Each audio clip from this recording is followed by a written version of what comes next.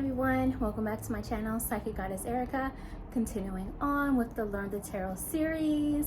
We are still in the Major Arcana. We just came off of card 13, which was the Death card, but we are now on card 14, which is Temperance. So if you haven't checked out the other videos, I encourage you to do that. We started all the way back with card 0. Now we're on 14, and if you're taking notes, that's great, but you can save this if you need to continue to reference. As most of you know already, if you've already been following this series, I'm not necessarily breaking down the traditional symbolism of the card, even though I do encourage that. I do recommend that you look into that. I do feel that's important to have that knowledge as well, but I read more intuitively. So this is more of like an intuitive interpretation of how I read the cards, also mixed with some of the traditional symbolism if it comes to mind in the moment, but I read more intuitively. So we are on Temperance, and some of the major messages that come through with the Temperance card for me are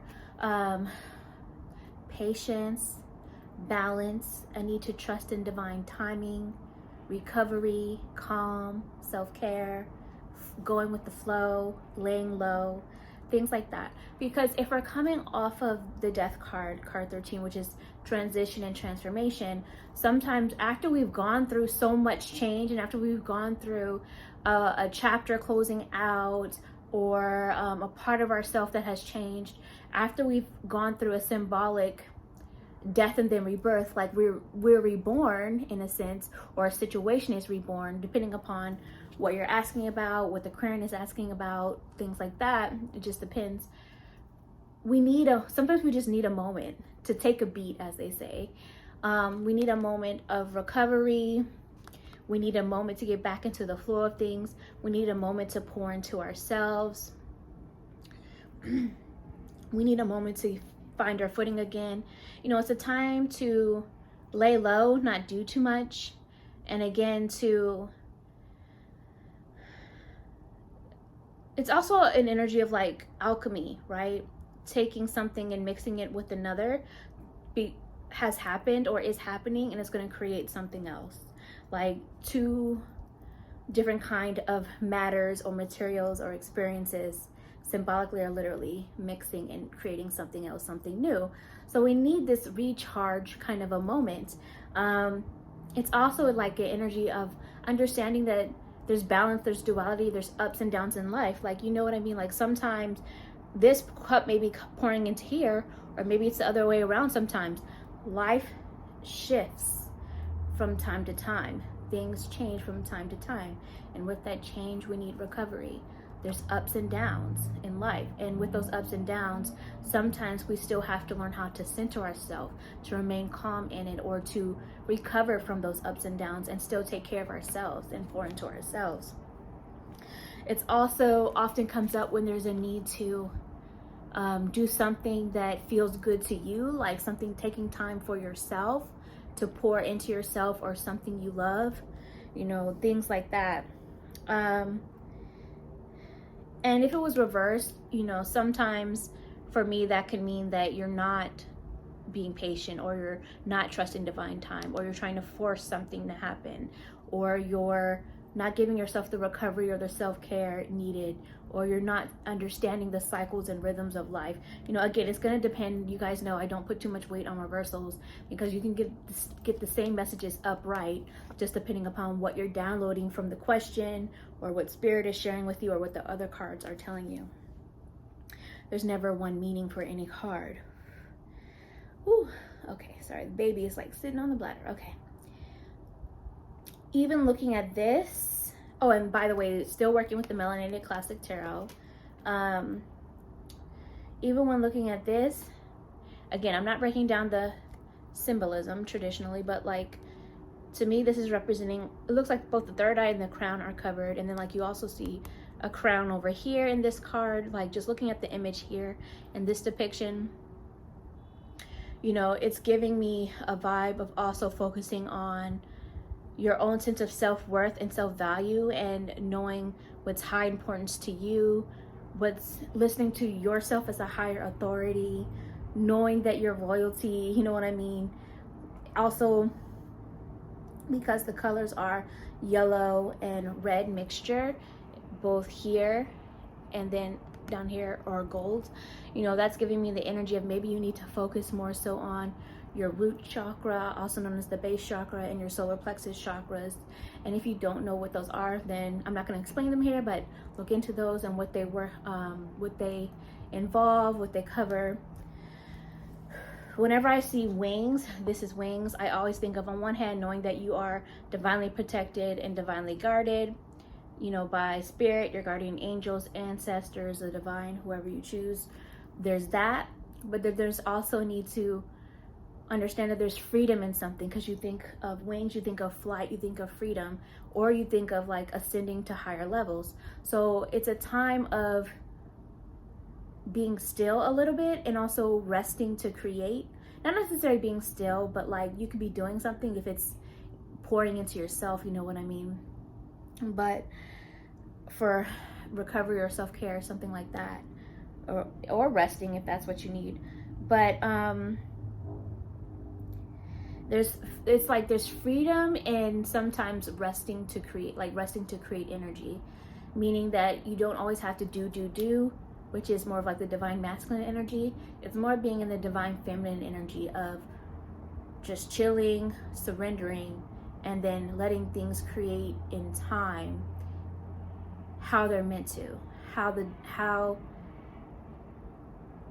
the universe is kind of putting things into place for you, with you getting out of your own way, that kind of a thing. And understanding that there's freedom in you not having to be the one to do everything, and there's freedom in allowing yourself time to rest. There's freedom in allowing yourself time to kind of set boundaries with other people and other things, and just work on your own schedule, your own timing, things like that.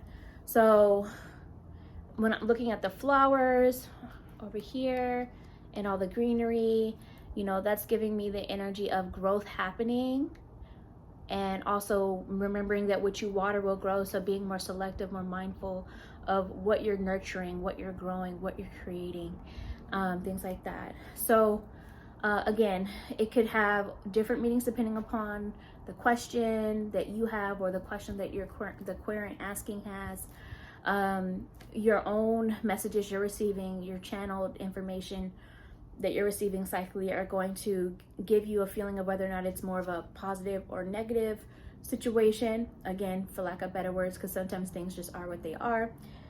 If you read reversals, you know, maybe it means that there's a blockage in some of the things we already stated, like for example, a blockage in having, maybe you're too impatient, so there's a blockage with your patience, or maybe there's a blockage with your trust.